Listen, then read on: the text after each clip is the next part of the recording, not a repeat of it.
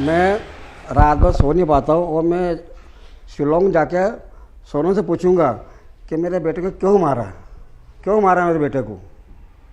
शिलोंग जाकर पूछूंगा। कितनी याद आती है आपको? मुझे अपने बेटे की बहुत याद आती है। मैं वहाँ जाके पूछूंगा सोनम से शिलोंग में जाके कि मेरे बेटे को क्यों मारा। तो अभी आपने जिनको सुना वो अशोक रघुवंशी हैं, राजा रघुवंशी के पिता। और जो बात वो कह रहे हैं दरअसल वो अकेले नहीं हैं। इस बाइट को लेकर भी बात करेंगे, ये जो आपने सुना उस बयान को लेकर भी बात करेंगे। अपडेट इस मामले में ये है कि अब पूरा मामला शिलोंग ट्रांसफ़र हो चुका है। माना ये जा रहा है कि पुलिस अपनी थ्योरी के हिसाब से, अपनी रिसर्च पड़ताल के हिसाब से तमाम सबूत इकट्ठा कर चुकी है और उन सबूतों को इकट्ठा करके अब ये मामला, हालांकि अभी रिमांड मिली हुई है, अब ये मामला जो है अब अदालत में मामला जाएगा और पुलिस वहाँ पर अपनी चार्जशीट पेश करेगी, उसमें उससे तमाम जानकारियाँ देनी होंगी।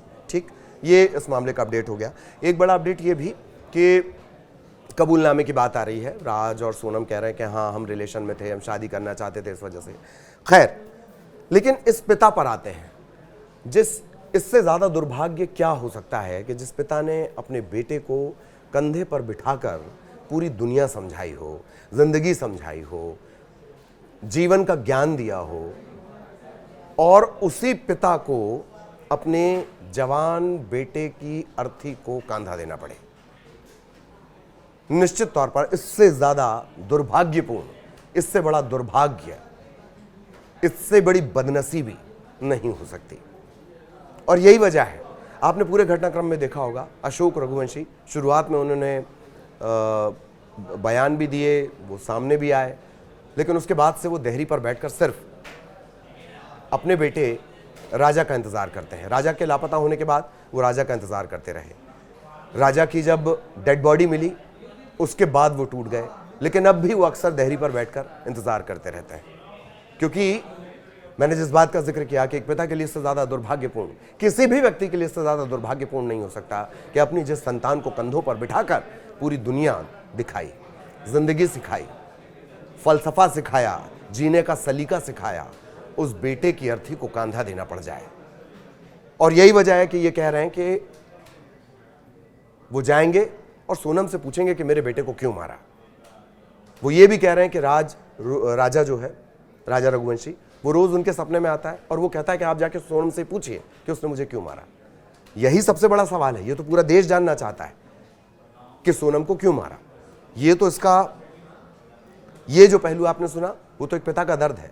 दूसरा पहलू ये है, अभी भी पुलिस की जो पड़ताल है, पुलिस की जो क्राइम की थ्योरी है, अभी भी लोगों को यकीन नहीं हो रहा कि क्या सिर्फ इस बात पर कोई किसी को मार देगा कि वो दूसरे के साथ प्रेम में है। क्या सिर्फ इस बात को लेकर इतनी प्लानिंग की जा सकती है कि पहले अगर डाउ से हत्या नहीं हो पाती तो फिर पिस्टल से हत्या कर दी जाएगी?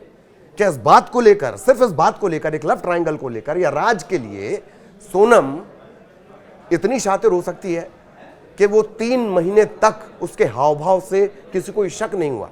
मतलब राजा के साथ वो 3 महीने रही, शॉपिंग पे गए, रोका हुआ, दोनों ने एक साथ इकट्ठे शॉपिंग की, मिला करते थे, और एक बार भी उसने डाउट नहीं होने दिया अपने ऊपर। इसी वजह से लोगों को सिर्फ इस बात पर यकीन नहीं कि सोनम और राज रिलेशन में थे, इस वजह से राजा को मार दिया गया। और यही वजह कि देश का सबसे बड़ा सवाल बन चुका है कि सोनम ने राजा को क्यों मरवाया। और यही उस पिता का भी कहना है कि तुम्हें जो करना था करो, लेकिन हमारे बेटे को क्यों मारा। और अब ये जो पिता है, जिसके दुर्भाग्य की कोई सीमा नहीं, वो शिलोंग जाना चाहता है और शिलोंग जाकर सोनम से मिलना चाहता है जो वहां की जेल में है, और उससे सिर्फ एक सवाल पूछना चाहता है। राजा की तरफ से वो ये सवाल पूछना चाहता है कि सोनम ने राजा को क्यों मरवाया।